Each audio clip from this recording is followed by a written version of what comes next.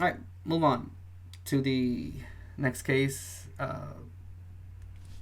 I'm already in California, so you guys should just come here and check out this article. Geez. Title says, Woman allegedly stabbed her mother to death on Facebook Live. Published January 10th, 2024, True Crime Daily, and this is in San Rafael.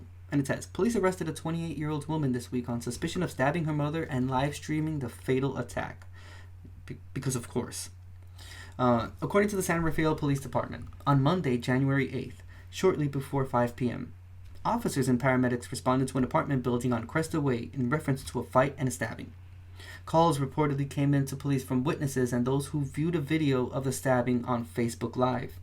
At the scene, police found Donandising Beltran standing on the apartment's rear balcony holding a knife in her hand next to her mother, identified by the Marin County Sheriff's Office as 55-year-old Olivia Lucia Beltran Pacheco. The victim had sustained multiple stab wounds and her clothes were soaked in blood. Olivia Lucia Beltran was transported to a local hospital via ambulance with life-threatening injuries, where she died an hour and a half later. Her daughter, which was the person who committed the crime, refused officers' commands, and another team of law enforcement officials forced entry into the apartment and took Beltran into custody. Police contacted Meta to get the video of the stabbing taken down. In an update, officer said the suspect had produced content on many social media platforms and created a video in the lobby of the Santa Rosa Police Department lobby. Oh, wow. A friend of the victim told KNTV-TV, the victim leaves behind 2 daughters. Wow. On Facebook Live, huh? It's insane the amount of people that do this. I mean, not only do we have to deal with the horrible pranks that people do on lives and whatnot, and all the weird shit you see people do, especially on TikTok lives. Whew, that is a league of its own right there. This isn't something uncommon. People do live stream these horrible things, and it gets a whole bunch of viewers. Isn't that something, huh?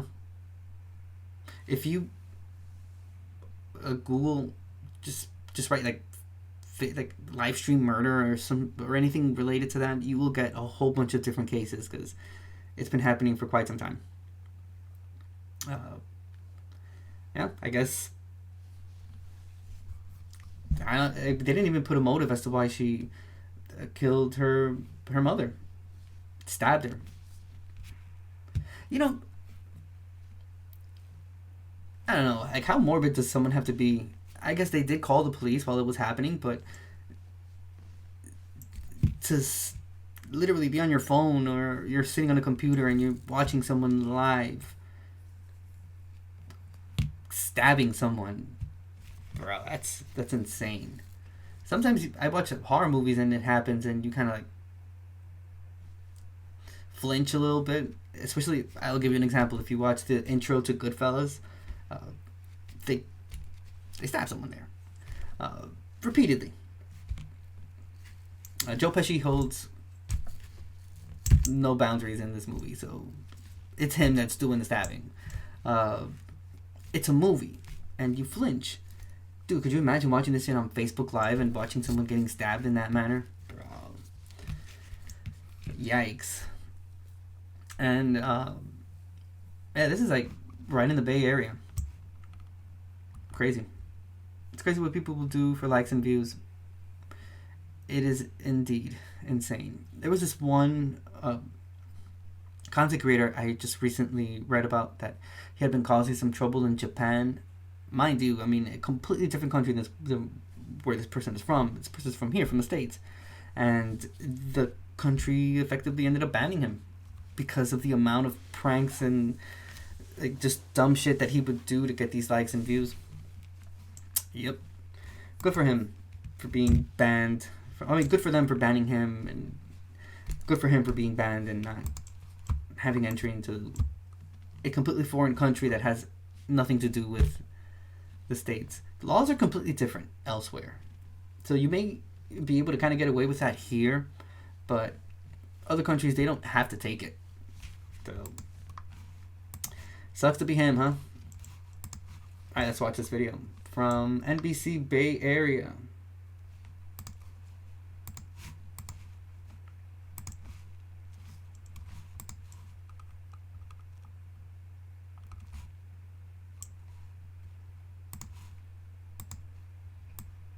Sorry, I'll restart the video. I don't know what happened. Shocking homicide in San Rafael. A daughter arrested for killing her own mother, and police say she live streamed the whole thing on Facebook.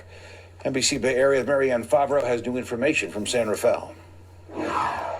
San Rafael police tell us they received reports of someone screaming near Crystal Way, and at the same time, they also received reports that people were watching on Facebook Live what appeared to be a stabbing. San Rafael police say when they arrived at the apartment yesterday evening, they found two women on a back patio. While we were there, we were directed to the rear patio of the apartment, where officers observed the suspect in this case standing, holding a knife, and covered in blood.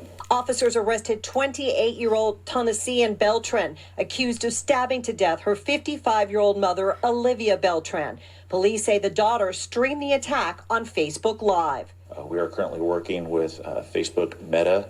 That video has been removed from public access, and we are reviewing that video as part of the investigation.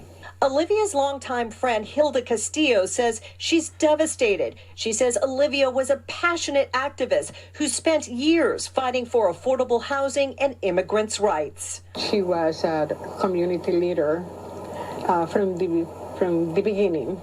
She was a fighter, and she believed in social justice. And that was one of the things that she fought for. Hilda also says Olivia was a doting mother of two daughters. She said Tonesian had struggled with mental health issues for years, and her mother tried to help her. Police say Olivia was killed inside her daughter's apartment. Olivia lived in a different unit in the same complex. Hilda says she never saw the mother and daughter argue, and she still can't believe that the 28-year-old is now accused of killing her own mom. In San Rafael, Marianne Favreau, NBC Bay Area News. Damn. It's odd because this is, you're live streaming something that, as much as what officers would want to take the video down, the internet lives forever. So that video has probably already been shared, and clips of it have already been shared from the moment it happened. Anyone that does this type of thing, whether it's like the pranks that are horrible, all the way to this point of committing an actual crime while being live, or, for example, I've mentioned it here before, the case of the two teenagers that killed the guy in Arizona, the ex-chief of police that was just biking. He was minding his own business with his headphones on, and they just ran him over. And they recorded the whole process, which was then later on used as evidence in court. So if anything, by doing this, you're just spreading the evidence even further. Because, again, the internet is forever. That, and, again, I mentioned it, yes, there are mental health issues, and a lot of people deal with it, but there are a lot of people that have been dealing with severe mental issues all their life, and it never gets to this point. So the fact that a lot of people like to equate one thing with the other is, in my opinion, unnecessary, because while there are instances where that could be true, you know how many cases there are around there where people were going with the insanity excuse that they were not there mentally, and after taking like psychological tests, it was determined that they were completely normal. They were just really hideous people that wanted to commit these crimes. So yeah, I mean, it's not necessarily the best excuse that can be used for every single case. I mean, you know how many times we've seen videos of these where they say that it has something to do with mental health. I don't think it's always mental health. I just think that there are people that are actually just evil.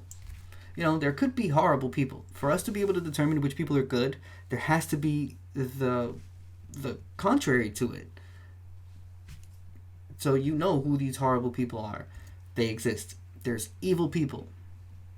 I mean, that's it. It's not that they are suffering from anything or anything. There have been many cases also of people that committed crimes that had normal childhoods.